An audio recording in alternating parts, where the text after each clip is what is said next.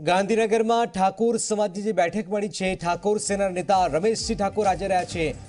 ગાંધીનગરના ચિલોડા પાસે જે એસપી રિસોર્ટ છે ત્યાં આ બેઠક મળી। અલ્પેશ ઠાકોરના વિરોધ અંગે નિર્ણય પણ લેવાશે। અલ્પેશ ઠાકોરના હોદ્દેદારોમાં કોંગ્રેસ સમર્થિત સભ્યો પણ છે। તો આપ જોઈ શકો છો એસપી રિસોર્ટ એકતા મંચનું આયોજન અને ત્યારબાદ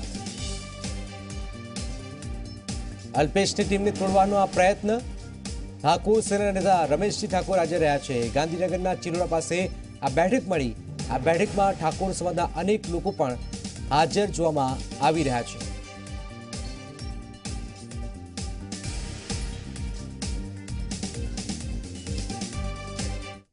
આજે જે હોદ્દેદારો જે જાહેરાત કરી એમાં લગભગ કોંગ્રેસ સેના છે। ઠાકોર સમાજ કે ઠાકોર સેના નથી। કોંગ્રેસના ધારાસભ્ય છે, કોંગ્રેસના હોદ્દેદારો છે, કોંગ્રેસના તમામ માનવાવાળા લોકો છે। ઠાકોર સેનાને ઠાકોર સમાજને અને આ કોંગ્રેસ પાર્ટીને કંઈ લેવા દેવા નથી। અને અમે તો શરૂઆતથી કહીએ છીએ કે ભાઈ તમે સામાજિક આ સંગઠન રાખો, રાજકીય ના બનાવશો।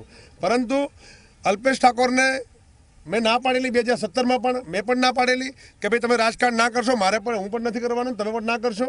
આપણે સમાજનું સંગઠન ચલાવીએ, સમાજના હિતનું કામ કરીએ અને રાજકીય હાથા ના બનીએ આપણે। ઠાકોર સેનાના માળખામાં કોંગ્રેસ સમર્થિત સભ્યો હોવાનો પણ આરોપ લગાવવામાં આવ્યો છે।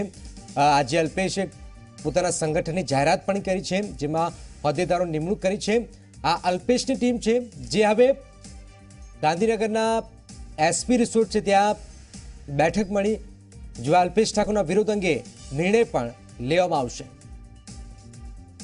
ઠાકોર સેનાના માળખામાં કોંગ્રેસ સમર્થિત સભ્યો હોવાની વાત કહેવામાં આવી રહી છે। જે નારાજ જે સભ્યો છે એ સભ્યોની આ એસપી રિસોર્ટમાં બેઠક મળી અને એક સુરે તમામ લોકો અલ્પેશ ઠાકોર સામે વિરોધ પ્રદર્શિત કરી રહ્યા છે। અલ્પેશ ઠાકોરના વિરોધ અંગે પણ નિર્ણય લેવાશે। ઠાકોર સેનાના આંતરિક વિવાદ વચ્ચે નવું માળખું પણ જાહેર કરી દેવાયું છે। ગુજરાત ઠાકોર ક્ષત્રિય સેનાનું માળખું જાહેર કરી દેવાયું છે। અલ્પેશ ઠાકોરે 25 સભ્યોનું માળખું જાહેર કર્યું છે।